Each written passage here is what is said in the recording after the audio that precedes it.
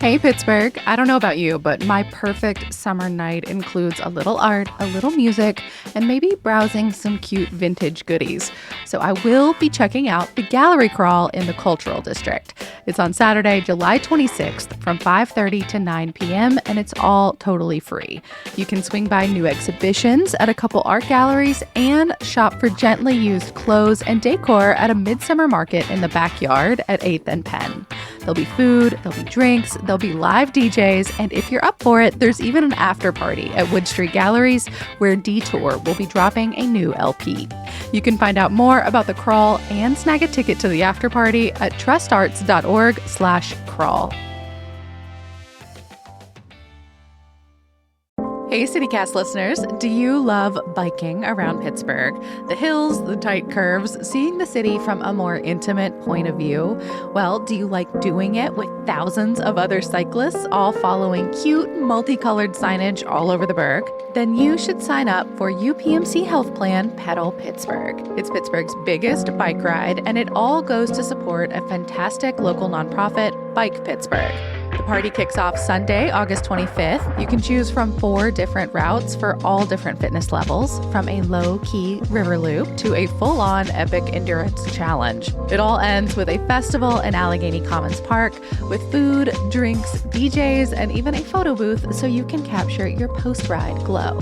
Register now for Bike Pittsburgh's biggest fundraiser of the year at pedalpgh.org.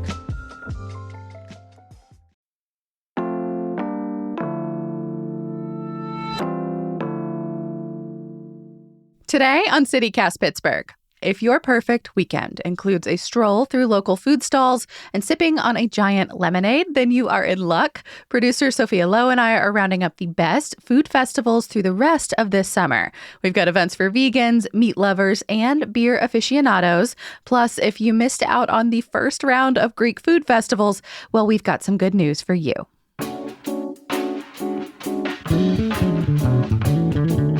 It's Thursday, July 25th. I'm Megan Harris, and here's what Pittsburgh's talking about.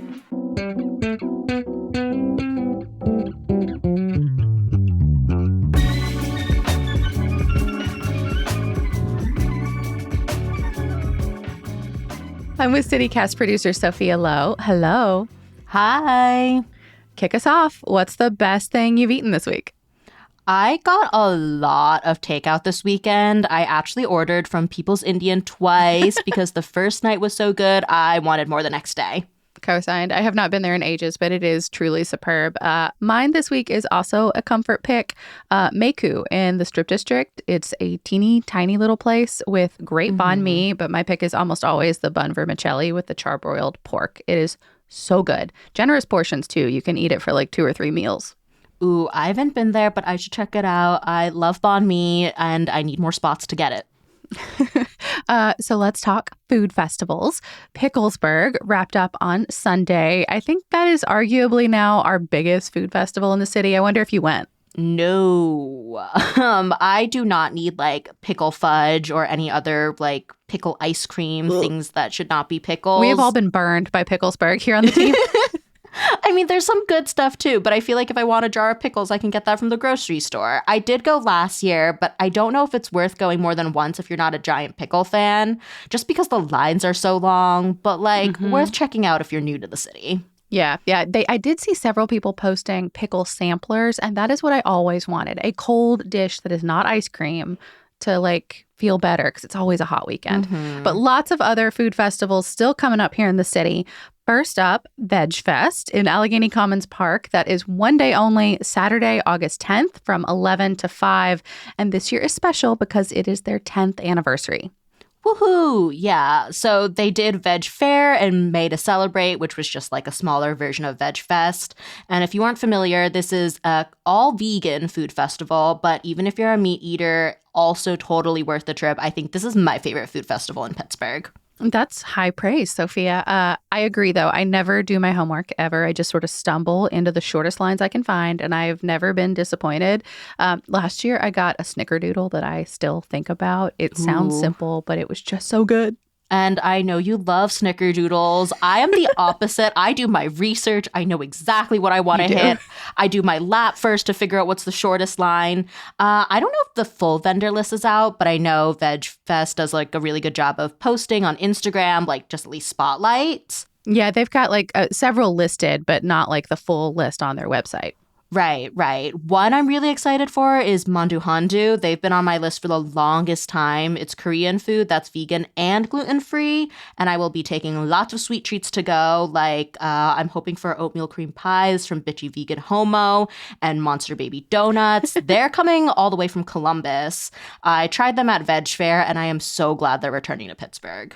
You raved about those for months. I will try to have a list this time and do it right. No promises. Last year, the entire CityCast team ended up running into each other at Veg Fest. So we will see if this year ends up being an informal meetup too. Although I argue the company should pay for it then. Like, that just seems fair. Please say hi if you see us. Also, Sophia, did you see that they have swag this year? Yes, it's really cute, and I'm on the fence about buying it. I also saw there's a combo with a swag bag and early entry, and that gives me the benefit of stocking up on all the donuts. Yeah, I just love how they've leaned into this whole Pirates theme. If you have not seen it, instead of the Buccaneer face, it is an avocado. And instead of the crossbones behind it, it is carrots. It's very cute, black and yellow. I'm into the graphic design of it all. And I think if you get that swag bag, you also get coupons and maybe some samples and stuff. So a lot more than just the cute logo, too.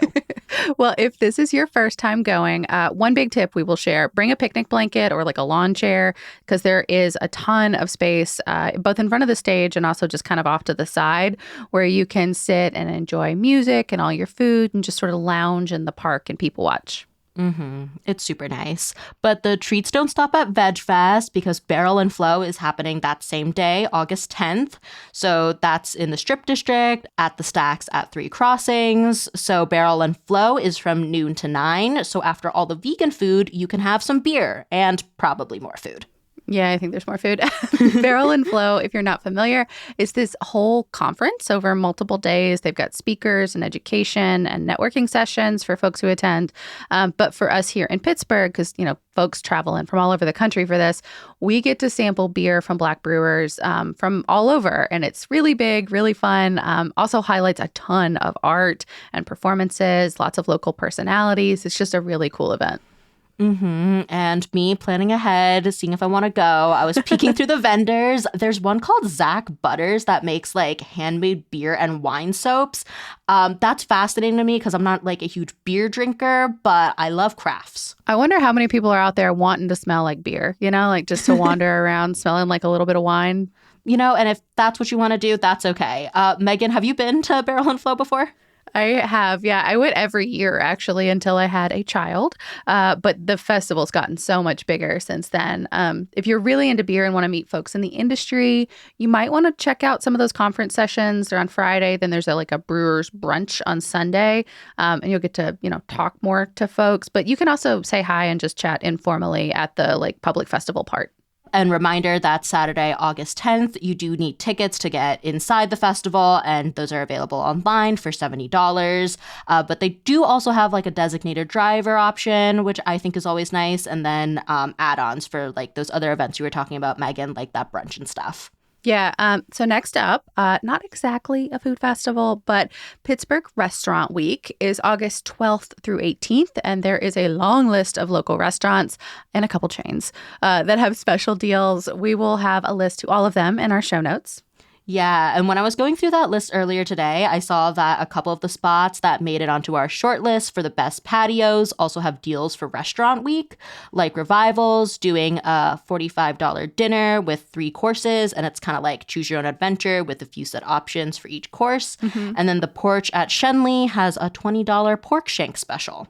Yeah, Revival has amazing food and a gorgeous patio. In case you missed it, Jeremy Jones of Discover the Berg and I had a bunch of patio superlatives recently.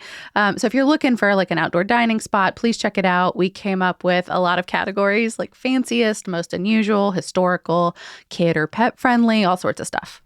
Y'all were also super loose with the term patio, which is fine, but it was basically any spot that's outside and kind of covered. I would have nominated Arsenal Cider House for most dog friendly if I knew that your parameters weren't super strict. I mean, I did ask you repeatedly for your recommendations, so that's on you. You had Pussidy's Garden, which I guess also is just sort of an outdoor seating area. So that was my main pick. And y'all talked for like 45 minutes. I think you had enough. But my plug for Arsenal is here now. It's great. Not completely covered, but a lot of their tables have giant umbrellas, so there's still shade. They're super chill about sampling different ciders, which is really nice. Feels like a giant backyard. There's like lawn games and live music sometimes, and I get to pet some dogs.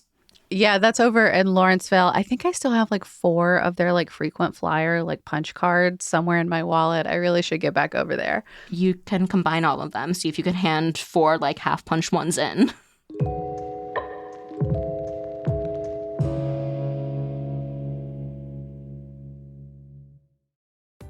Hi, I'm David Plotz, the CEO of CityCast.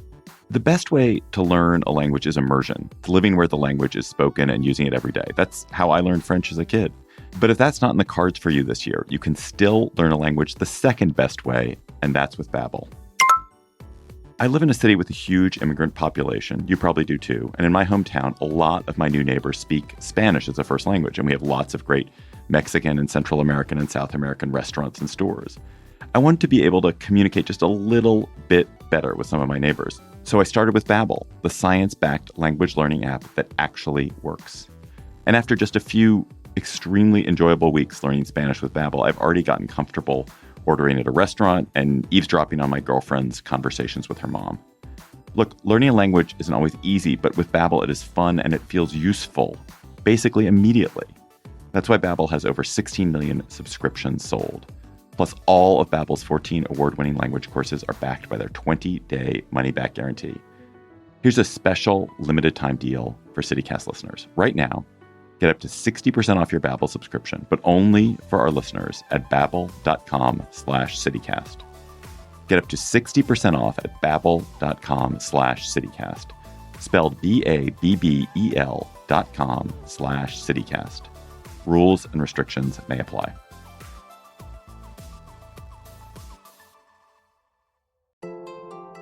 The YWCA Greater Pittsburgh Equity Awards seeks to honor leaders, especially women of color, who advocate for and advance the organization's mission of eliminating racism and empowering women. Equity Awards nominations are open now through July 31st. Learn more about award categories and submit a nomination at ywcapgh.org/equity-awards. Awardees will be honored on Friday, November 1st, during the Equity Awards luncheon held at the Westin Pittsburgh. Founded in 1867, YWCA Greater Pittsburgh is a member of a nationally recognized movement with a mission to eliminate racism, empower women, and promote peace, justice, freedom, and dignity for all. The nonprofit provides direct services, empowerment programming, and advocacy to support individuals and families, especially women and girls of color, while working to challenge structural barriers to equity. Don't miss your chance to submit Equity Awards nominations now at ywcapgh.org/equity-awards to honor a leader in our community. So the next food festival we have is Little Italy Days. So that's in Bloomfield, and that's Thursday, August 15th to Sunday, August 18th.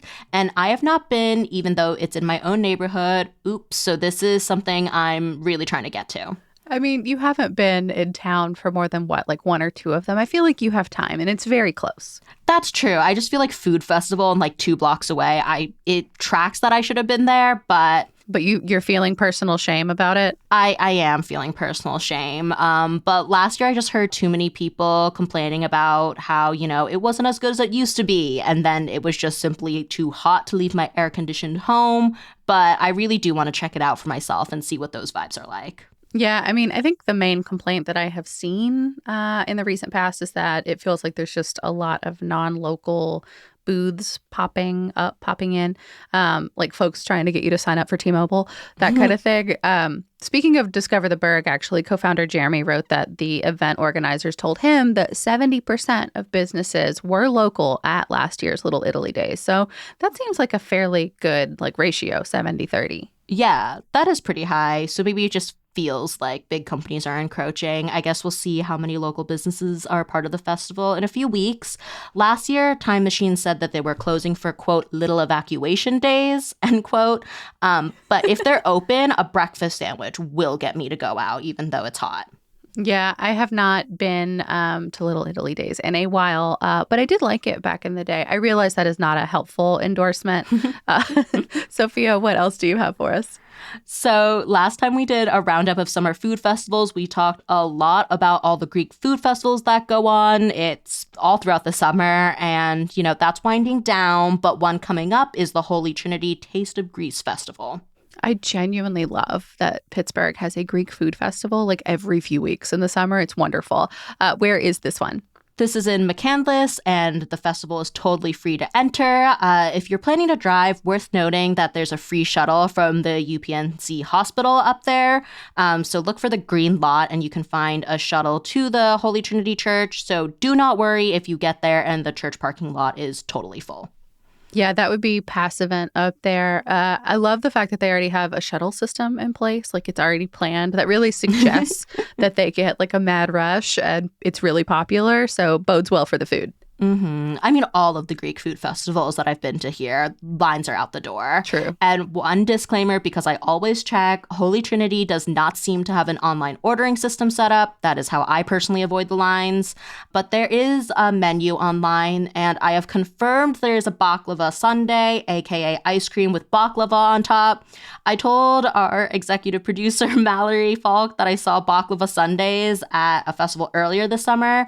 But when she went, she did not see them. So it looks like this festival is definitely serving them up. So go there, Mallory. I'm sorry I misled you earlier. Yeah, this has been among the more contentious discussions over the last month and a half is those baklava sundaes.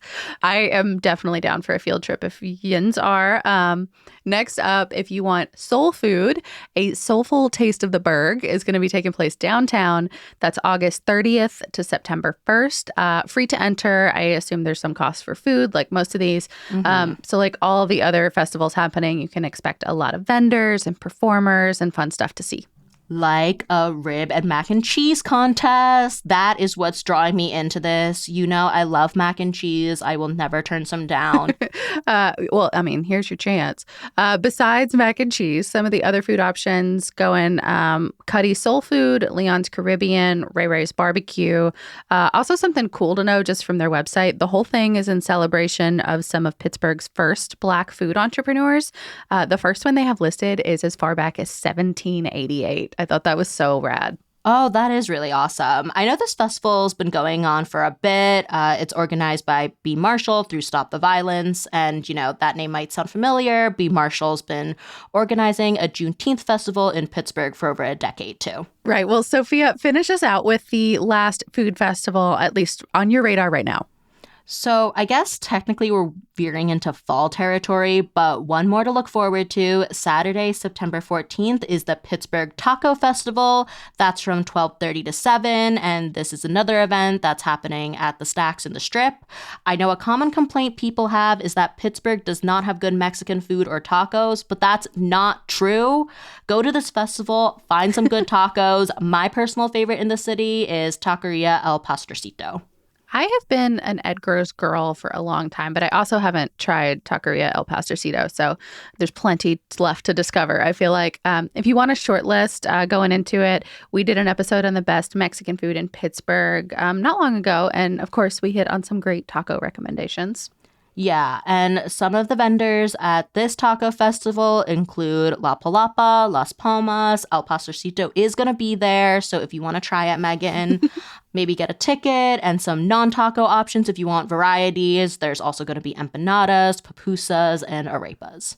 I mean, I think this is like the best ticket in town of all the festivals we've talked about. General admission tickets are $13. That is like so little for such amazing food. If you want add-ons like early admission, free parking, raffle entries, there's fancier ticket tiers for that stuff too. Also, some of the proceeds benefit a lot of cool organizations in the city like Casa San Jose and the Hispanic Development Corporation. I've seen a bunch of great reporting on these organizations, particularly Casa San Jose lately, and rightly so. So as we're wrapping up, I guess, Sophia, where might we see a CityCaster this weekend? I will be at the Manor Theater in Squirrel Hill on Friday night for the Deadpool and Wolverine premiere. I still need to watch Deadpool 2, so I guess that's happening tonight.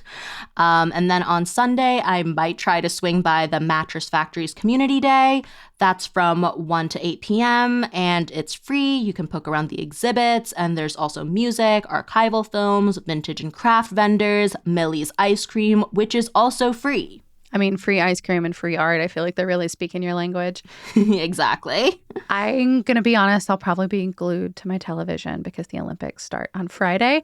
But we will be at the last open streets for the summer. The route this time runs through East Liberty, Larimer, and Homewood. Still waiting to see exactly where the CityCast Pittsburgh team is going to be posted up, but we will share that information in our Hey Pittsburgh newsletter as soon as we find out. So make sure you're subscribed there if you want to know. Yes, please come say hi to us. I recently met a listener, Mitch, in the wild, and we love chatting with all of our pod listeners and Hey Pittsburgh readers.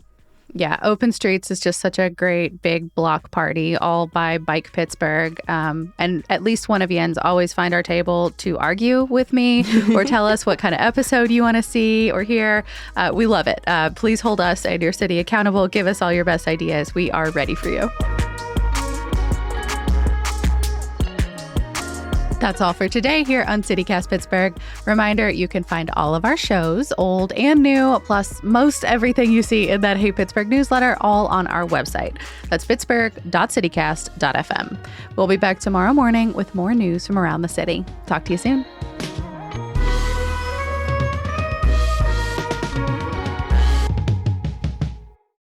Love that you called out the pork shank. That's all they had. It wasn't a huge list. Oh, is it really? Yeah.